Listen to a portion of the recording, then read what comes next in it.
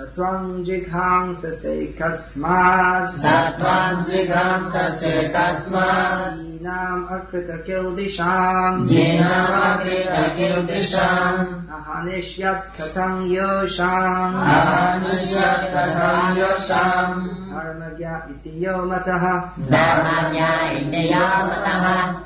The earth is appealing to King Prithu for protection on the grounds of being a woman. According to Vedic culture, women should be protected. Women, children, cows, old people, old men and brahmanas, they are all to be protected. Did you get them all? Women, children, old men, cows and brahmanas. Now, to be protected means that you have to accept protection. In the modern age, there is the idea of women's liberation. Not only women's liberation, the idea that everyone is equal. Everyone has equal rights. In Vedic culture, everybody does not have equal rights. Shudras do not have the same rights as Brahmanas. Brahmanas, they're allowed to do anything. There's no law for them. But if someone of less developed consciousness has such a facility, they will misuse it. There are different laws for different people according to their development of consciousness. It's not the same law for everybody. Now in the modern age, they want to have uniform, universal laws and rights for everybody. But this has simply resulted in chaos throughout the world. Because if everybody has equal rights, one of the things is that nobody is protected. If any class is to be protected, then there must be a class of protectors and a class of protected. And there must be there will be social dealings between them as protectors and protected, not as equals. The protectors of human society in Vedic culture are the Kshatriyas, the kings. So they have the right to punish a criminal. Not everybody has this right. Women are to be protected by men. They also have to be submissive. That is the culture. So that they're protected and at the same time submissive. But if we say that everyone should be equal in all respects, then where is the protection? So why is it said that women should be protected? Because if they're not protected, they'll be exploited. And that's going on in the present day. That the idea is that everyone is equal in all respects, women should be equal to men in all ways. Therefore the culture of protection has gone. Men will not want to protect women unless they reciprocate by submissiveness and service. And if they find that then women are independent, then they will exploit them. This is going on in the modern age. And therefore these 5 groups of people who require protection are in the modern age most exploited and most unhappy. You can see how the Vedic social concept is so perfect. Just by seeing how much, when it's not followed, how much suffering, how much difficulty is there. In the modern age, women, children, old men, cows and brahmanas are not protected. Therefore, they are most vulnerable and most exploited and most unhappy. Women means that they have no protection, means that they have no fixed position in family life. So many times it happens that a woman looks after the family and home and husband for so many years. Then after some years, the husband kicks her out. Thinks, now you're too old and ugly, I'll find a younger, more beautiful girl. Therefore, the women, knowing that they have any fixed, safe position, they don't want to give themselves as they used to. So family life is full of doubt, suspicion. Because the wife is always thinking the husband may any time run off with some other woman, and vice versa. Or that it may be going on even now without my knowledge. Faithfulness in family life is no longer considered a virtue. And the main sufferers are the women, who by their psychophysical nature require steady, protective position. Similarly, children are suffering. Children also require great protection, physically, culturally, in so many ways. But modern society is set up so that both husband and wife are working, and the women don't have time to properly look after the children. They therefore grow up without proper protection. Now, of course, the television, Here in Russia it's not so bad, but in the Western countries the television is a tremendous corrupter of the minds of young children. From a young age the children are exploited by the television, which trains them how to be nasty demons and makes so many desires in their hearts through advertising, that they should buy this and buy that. So in this way the tender innocence of children, which could be guided towards God consciousness, is spoiled. Similarly, old people are not protected, they're not respected, they're simply considered a burden, and in many cases, usually in the Western countries, they're simply put in some home for old people, locked away so that we won't have to bother looking after them. And they spend the last years of their life very unhappy and lonely. Now in the Western countries, gradually in the last few years, there is increasing propaganda for euthanasia. Euthanasia means killing people in the name of helping them. The idea is that if someone is suffering with some disease, out of kindness we should inject them with some poison which will kill them. And it's gradually becoming socially acceptable. There have been several cases recently of doctors openly saying that yes, you killed this patient. People saying, yes, I killed my child. He was suffering with so much disease, I killed, just to save from pain. So it's becoming socially acceptable. And then they will see there are so many old people, they can't work, they can't do anything to help society, and they can't enjoy life, they have various diseases. So out of kindness we should kill them. Just take an injection and they'll be dead. And they won't have to suffer anymore. This was predicted by George Orwell. I think maybe you studied his books in Russia? No? George Orwell? He's a famous English author. He's not a devotee of Krishna, but he was empowered by Krishna to have some vision into the future of how nasty human society will be. In many ways, he said. Just like, for instance, how people would use language, they would use euphemisms to cover up all kinds of nasty things. Just like nowadays we have abortion is called pregnancy termination. So anyway, what's the point I was going to make it? I was saying about this. He was predicting that in future society, that people when they reach the age of 60, by law they would have to be killed. So it's not impossible. These things are coming. People think the purpose of life is to enjoy. When you're old, you can't enjoy sense gratification. And what's worse, you're a burden on the young people who want to enjoy sense gratification. So it's actually better for society. We should very humanely kill the old people. At present, old people are considered a burden. Such heartless society. People, they bring up their children, sacrificing themselves in so many ways, and when they get old, the children just put them in some home. They don't want to look after them. So cows, it hardly goes without saying how much cows are suffering from lack of protection. Recently at Bhakti Vedanta Manor, our centre in London, I was there. My father, Bodhi's father, was visiting. So we were walking in the grounds and there were cows there. So naturally, being in India, it's a very common thing that people walk up to cows and stroke them and pet them like this. So I did that with the cow. I walked up, you have to under here. They like if you scratch here. My father was very surprised. It's no longer economically viable to come look after them. And Brahmanas are not protected. The Brahmana class in India, of course, many of them were simply exploiting their position. But until recently, there were, from the Brahmana class, still many saintly, cultured, very high class, learned, renounced, actual Brahmanas, being born in Brahmin families. But then democracy came, communism, Marxist philosophy spread in India.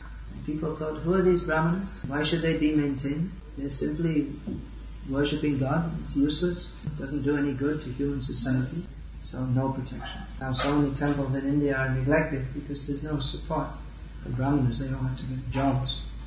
All over the world we see that the Krishna conscious movement is spreading. The government should support and protect this movement. But the situation is so obnoxious that we think a government is good if they don't harass us. They should not simply not harass, they should help this movement. But the majority of governments treat the Krishna conscious movement with suspicion, at least. The governments have no program to reform the citizens. They spend so much money on police departments, prisons, because the character of the people is so poor. The Krishna conscious movement is doing the work that the government should sponsor of improving the moral character of the citizens. Governments in general, they don't want their citizens to be of good character. The government men themselves don't have good character. Therefore they don't put any value on good character. The government men think that the citizens should be encouraged in meat eating, gambling, illicit sex, and intoxication. Their whole economic system rests on this. Unless there is massive animal slaughter, intoxication, gambling, then how will their economic system go on? Unless there are advertisements with women half naked promoting everything and all the different consumer products, then how will their economic system go on? They have created a society in which there's no thinking. There's no elevated thinking. Philosophical thinking about the purpose of life is practically taboo in modern society. All the good brains are channeled into science. And science means how to create more machines for sense gratification. Sense gratification on one side and destruction on the other. That if anyone tries to stop our sense gratification, we have more bombs and tanks and guns to destroy them. So many scientists are engaged in defense research. That's another euphemism, defense. Every war is started in the name of defense. Everyone says we are simply defending. So all in all, it's a very difficult situation. There's no protection, there's simply exploitation. It's even many animals, in this sense, they're more advanced than humans. Even the bees and the ants, which are very low-grade creatures, not very high intelligence, they cooperate in their societies. Even they have gradations, queens, soldiers, workers. Modern society, they talk about everyone being equal, but then what happens is that might makes right. If you say that everyone is equal, then what happens is who becomes most powerful, they dominate and exploit the others. So Vedic society means to be ruled by Shastra, not by Shastra. To be ruled by Vedic injunction that is given by God, not simply by weapons. Weapons are also required to curb the rascals. But the kings who are wielding those weapons, they act under the guidance of Vedic injunction. They work under the guidance of saintly people, Brahmanas. Brahmana means his whole life is dedicated towards guiding human society for its uplift. So such a concept of society is completely removed from modern society. There are different theories of social organization extant in modern society. Communism, fascism. Actually, there's no difference between communism and fascism. Practically all these theories have all thrown out, and now it's just rampant consumer capitalistic society. But all these different ideas, they don't work. Neither is there peace in human society, nor is there spiritual uplift, which is the whole purpose of human life. The Vedic social concept is Varnashram, is completely different in concept and structure. In every way it's completely different to anything that is extant or even thought of in human society. Srila Prabhupada spoke about a revolution of Krishna consciousness all over the world. Revolution of consciousness, to come to the platform of Krishna consciousness. But when we speak about a revolution, that means many, many people taking to Krishna consciousness. And obviously the social system will have to change also. Because the present social system is just meant for foolish people with no idea of the goal of life. That's why when devotees of Krishna, they have to, with the grihastas, if they have to generate money by working within this society, it's very difficult for them. Because the consciousness that goes with the modern lifestyle is opposed to Krishna consciousness. It's antithetical. Therefore Prabhupada stressed that it's better for grihastas to live on the land, produce their own food, and be Krishna conscious. so that we don't have to live within the demoniac society, which drags even those of high aspirations down.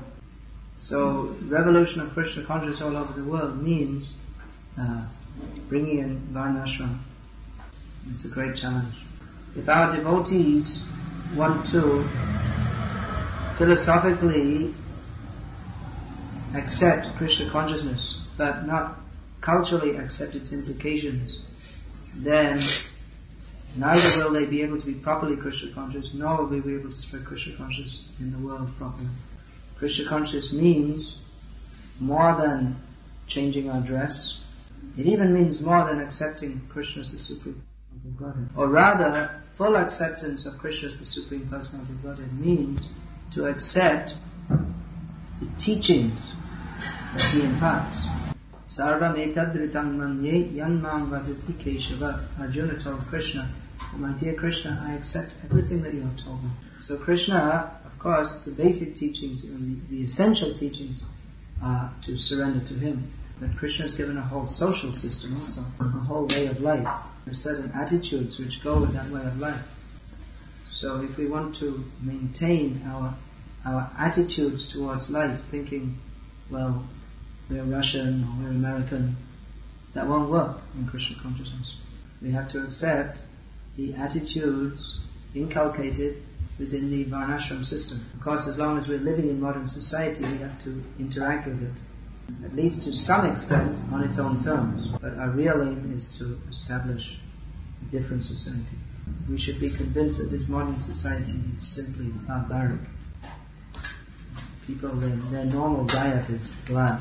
Just on that alone, we can, what to speak of so many other things, we can understand that society is barbaric. It's not human society. So, talking about changing human society means we have to begin with ourselves. There are many, many things to be said about this. Maybe you haven't even thought about these things so much. I don't know. Because our movement is quite new here in Russia, and at least open preaching is quite new. And the preaching field is enlivening. We get a good response from the public. Many people are joining as devotees. But in other countries where our movement's been established for a long time, there are a lot of thoughts about this. That we preach very widely, we make devotees. But once people become devotees, what do we do with them after that? Because very few people become pure devotees very quickly. So how are we going to guide them to live in this world and gradually develop their Krishna consciousness? How do we guide grihastas to live in this world? And we have to interact with this world and at the same time be Krishna conscious. How do we set up communities in which people can come and live and cultivate Krishna consciousness? How do we create that atmosphere in our society in which people will want to go on practicing Krishna consciousness throughout their lives? So these are great questions facing our movement. It's relatively easy to make devotees. Not that it's easy, but it's relatively easy. But to maintain devotees in Krishna consciousness throughout their lives, that is a great challenge. That requires great maturity on the part of the devotee to inspire courage and direct others, so that even while living in this world with material responsibilities, they remain ever enlivened in Krishna consciousness. Everything is possible by the grace of Krishna. There's no doubt about that. By Krishna's mercy, the impossible becomes possible. Just like from the material conception, it's impossible that there should be devotees of Krishna all over the world. No one imagined such a thing 40 years ago. No one except Prabhupada. At that time, from the external point of view, he was an insignificant beggar, practically. Those that knew him respected him, but they didn't. No one could imagine what he would do, but he did it because he had faith in Krishna.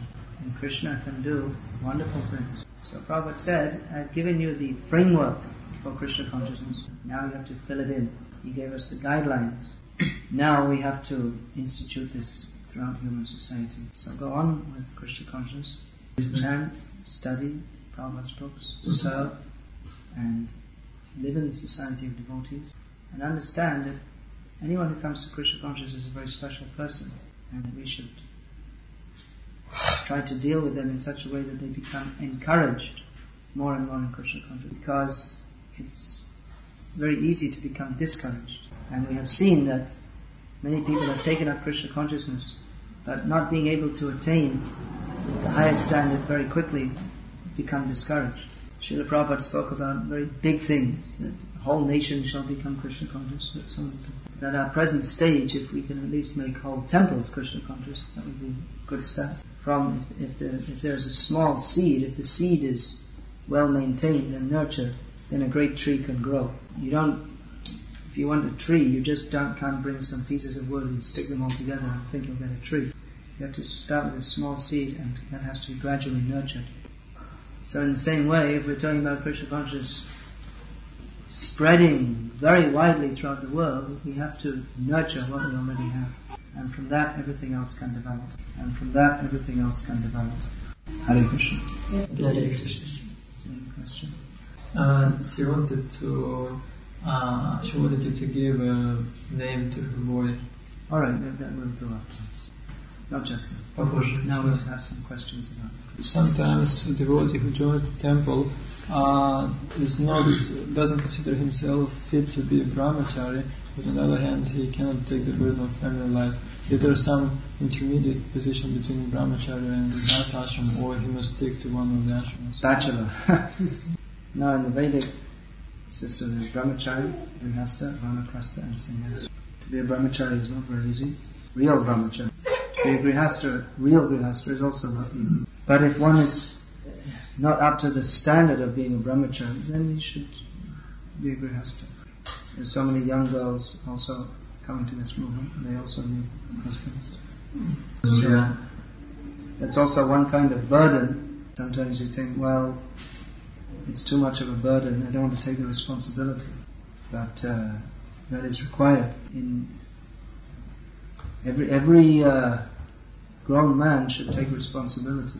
Either he should take the responsibility to practice spiritual life at a very high standard, or at least he should take the responsibility of a family and guide them in Krishna consciousness. Due to this attitude, I don't want to take the burden, I don't want to take the responsibility. That's why there's so many problems in family life. People think, well, I'd like to enjoy sense gratification, but I don't want to take the responsibility of looking after a family. So begrudgingly they get married because they think, well, I want to enjoy sense gratification. But the inevitable burden comes of having to maintain the family. In some time, a few years later, he makes a calculation that I'm only getting this much sense gratification, I've got this much problem. This much sense gratification, I can get that even without this problem. I can just leave the family and get my sense gratification without, then abandon the family. So no, there is no intermediate position. Either be a brahmachari or be a grihastha. If you're a brahmachari, be a proper brahmachari. If you're a grihastha, be a proper grihastha. Maybe sometimes this euthanasia can also be... This what? Euthanasia, I think. When killing the person who is... Euthanasia. Maybe it also can be beneficial, for example, like killing a criminal or killing a snake or a scorpion. No, that's different. Killing a criminal, not every criminal, but someone who's murdered, that is beneficial for the criminal. That's different to euthanasia though. The point is that everything should be done according to Shastra, according to the laws of God. Because people don't know what the laws of God are and they don't have any inclination to follow them. They make up their own standards of morality. That's why there's different standards of morality in different countries of the world, because people don't follow the standard, which is the standard given by God. And gradually, in the name of morality, they promote so many degraded things. It's like they say abortion should be allowed because a woman should have the right to do what she wants with her own body, not considering that by the laws of nature they're bearing another body within their body. Any other question? Sometimes a devotee wants to lead a strict life, to live in a temple, but what to do if they are very much attracted towards him and writing him letters and asking to visit him? What should he do? Ramana is asking about himself. What if someone? Who is that someone? Just theoretical. Well, you have to decide what you want. You want Krishna or what do you want? If the relatives are attracted to you because they're in Maya, they want you to come, and all of a sudden they found out they don't have anyone to wash their clothes or cook for them. So they love you so much. There's no value in that. If you can make the family Krishna conscious, that's very good. But if you're just going to be a sock washing machine, then what's the value? Better serve Krishna. At the time of death, you have to think of Krishna. It is said in these verses that when Mother Earth was afraid of King Prithu, he took the form of a cow and tried to escape. Was it the Earth herself or the goddess of Earth? Yes, the deity of the Earth planet, who is non-different from the Earth planet. Everything is a person. Everything is personal. Just like we see rivers, they're all people. There is a particular person who is the person of that river. Gange cha, Yamuna cha, Saraswati, Godavari, all these, they're goddesses. These are the names of rivers, and they're also goddesses. Even today in many cultures, you recognize that there are so many spirits. In India they're called Gramya Devatas, it means village gods. There are so many gods, the gods of the forest, and the gods of the river, the gods of the fields. It's not big demigods. In the 12th chapter of Bhagavad-gita, Krishna says that if you cannot always think of me, you may work for me, and so on. What does it mean to simply work for Krishna, and for what category of people it was said? It was said for the category of people that can't. It's very clear in Bhagavad-gita, those who can't think of him should follow the rules and regulations of devotion service. They're different. If you can't do this, do this. If you can't do this, do this. If you can't do this, do this. What does it mean to work for Krishna? That Krishna explains in Bhagavad-gita. Yad karoshi, yad ashnasi, yad strahoshi, yadasiya, yad tapasyasi kantaya, tat karushva madhapanam. Everything should be done for Krishna. Whatever we do, whatever we eat, whatever austerities we perform, whatever charity, everything should be done for Krishna-centered life. This is explained in one book. I don't think you have that in Russian yet. This was written by Prabhupada before he came to the West. In that book, a message of Godhead, Prabhupada describes in some detail living at home and offering all results of our work to Krishna. Do you have that in Russian yet? Which books do you have in Russian now? Up to which canto Bhagavatam? 4th canto. It's coming quite slowly. Yeah, there's some problems with editing. So what is the difference between doing the work for Krishna and following the regulative principles of Bhakti? In pure devotional service, the devotee simply acts under the direction of the spiritual master, wholly and solely for the pleasure of Krishna. He has no personal agenda. Whereas Karma Yoga, of course the term Karma Yoga may be used in different senses.